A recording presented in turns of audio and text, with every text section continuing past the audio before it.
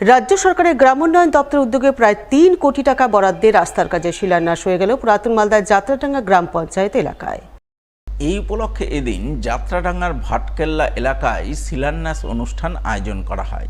উপস্থিত ছিলেন মালদা জেলা পরিষদের সভাধিপতি লিপিকা বর্মন ঘোষ, জেলা পরিষদের পূর্ত কর্মাধ্যক্ষ ফিরোজ শেখ, জেলা পরিষদ সদস্য নাইকি হাঁসদা সহ অন্যান্যরা। তারা সকলে মিলে রানীগঞ্জ প্রধানমন্ত্রী সড়ক যোজনার সংযোগস্থল থেকে যাত্রাডাঙ্গার ফুলডাঙ্গা ভায়া বিনতারা গ্রাম পর্যন্ত ৮ কিলোমিটার রাস্তার কাজের শিলান্যাস করেন। মালদা ব্লকে যাত্রাডাঙ্গা গ্রাম পঞ্চায়েতে মাননীয় মুখ্যমন্ত্রীর অনুপ্রেরণায় RIDF ফান্ড থেকে প্রায় ৩ কোটি টাকা ব্যয়ে ৮ কিলোমিটার রাস্তা শুভ শিলান্যাস হলো।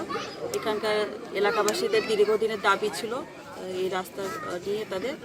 আমি আশাবাদী যে তাদের এই যে রাস্তাটা আজকে শুভ শিলান্যাস হলো তারা খুব উপকৃত হবে। মালদা জেলা সাংস্কৃতিক পরিচালন কমিটির পরিচালনায় শুক্রবার থেকে শুরু হতে চলেছে ৩ দিনব্যাপী মালদা উৎসব। তাই উৎসব শুরুর প্রাক্কালে কার্যত উৎসবের মেজাজে এক মেগা আর্ট কম্পিটিশন হয়ে গেল বৃহস্পতিবার।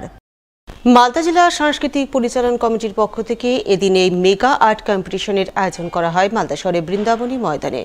কম্পিটিশনে বিভিন্ন স্কুলের বিভিন্ন বয়সী কয়েকশো ছেলেমেয়ে একাধিক বিভাগে অংশগ্রহণ করে। মেগা আর্ট কম্পিটিশন পর্বে হাজির ছিলেন মালদা জেলা সাংস্কৃতিক পরিচালন কমিটির সভাপতি প্রসেনজিৎ দাস, বিশিষ্ট চিত্রশিল্পী মঞ্জু শর্মা সহ অন্যান্যরা। মালদা উৎসব আমাদের জেলার ঐতিহ্য এবং জেলার গৌরব। এই মালদা উৎসবে প্রতি বছরই আমাদের এই বৃন্দাবনী মাঠে অনুষ্ঠিত হয়।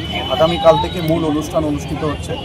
আজকে এখানে মেগা আর্ট কম্পিটিশন হচ্ছে, যেখানে প্রায় ২০০০-এর উপরে ছাত্রছাত্রী মালদার ছোটরা তারা আজকে মেগা আর্ট কম্পিটিশনে অংশগ্রহণ করেছেন এবং আগামীকাল থেকে মালদার আপামর মানুষকে আমি আমন্ত্রণ জানাই এই মালদা উৎসবে আসার জন্য।